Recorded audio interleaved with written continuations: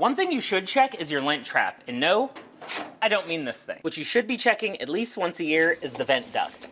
If you're able to access the back of your dryer and the ductwork, you can clean it up with a vacuum.